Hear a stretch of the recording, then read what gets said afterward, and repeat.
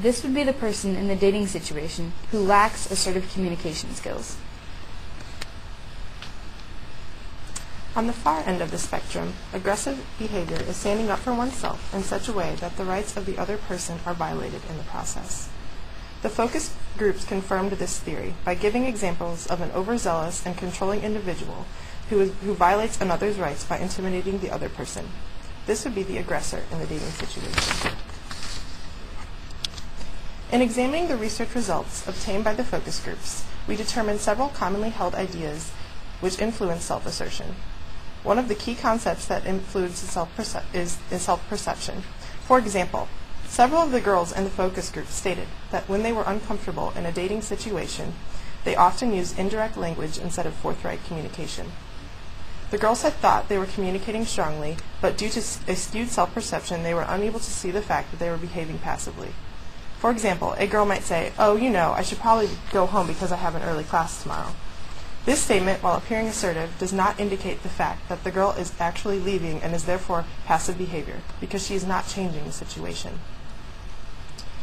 An additional reason would be the desire to save face, as girls felt insecure in the situations. This would be the desired image section of the triangle, which concerns self-perception, whereas the goal is obviously that of self-assertion. The focus groups also identified several common myths associated with failure to be self-assertive. These myths include the idea that a person should not concern others with his or her own anxieties, and that not being able to handle the situation. Rather, they should be able to deal with it on their own. Additionally, they concluded that while it might appear selfish to put your needs before those of others, this is in reality a myth. Your rights are as equally as important as the other person in any sort of dating situation. The focus groups proceeded to give numerous examples of dating situations in which self-assertiveness could be enhanced. They specified techniques for improvement, such as the use of strong and direct language. In order to be assertive, a person must say what he or she needs. If they are not specific and direct, the other person may misinterpret their desires. According to James Messina, Director of Psychological Services at St. Joseph's Children's Hospital in Tampa, Florida, one must practice self-assertiveness by being honest in a forthright manner, while trying not to destroy the other person's self-esteem or humiliate them. The results from the focus group sessions were essential in identifying the underlying fears that many females have in regard to practicing assertiveness in dating situations. Many of the groups were of the opinion that if they were to be self-assertive, then they would humiliate the other people. They described this as being people-pleasing, in which, rather than being singled out from the crowd, they would just simply not be self-assertive. From these results, we concluded that the necessary element lacking in this situation was that of self-assertiveness. In addition to the techniques for improving self-assertiveness described earlier, we were also able to infer from the focus groups that assertiveness may be practiced in a non-verbal manner.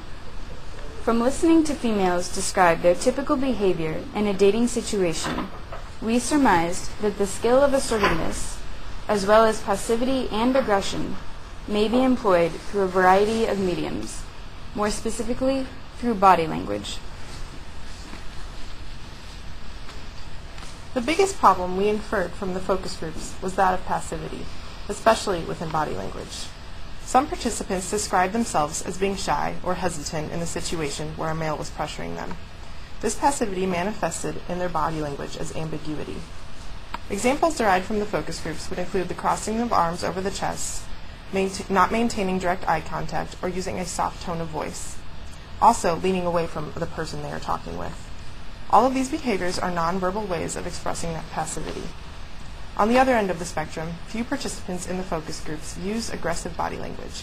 However, we were able to infer that it would include a person making strong eye contact, speaking in an emotionally charged voice, leaning into the other person's face, or making the other person feel trapped or insignificant.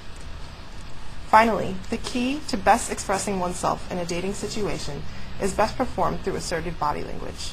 Although the majority of the participants in the focus groups have not utilized these techniques on a date, we can express these as maintaining eye contact, standing or sitting up straight, speaking in a factual tone of voice, and keeping a relaxed and calm attitude. In conclusion, the information we garnered from the focus groups allowed us to further develop our understanding of non-assertive behaviors and how one might acquire the appropriate skills to become assertive. It is our hope that we are able to effectively communicate the results of our research and lend you advice for improving your own assertive communication skills. When first planning this presentation, we'd put together a role-playing exercise, but however, due to time limits, we encourage you to visit this as it is posted on our website. We believe that by acting it out, you'll be able to better understand passive behavior, assertive behavior, and aggressive behavior. Therefore, we would like to thank the audience for their time and attention concerning this important social issue. We encourage all of you to visit the Date Rape Prevention website as shown on this slide. Are there any questions?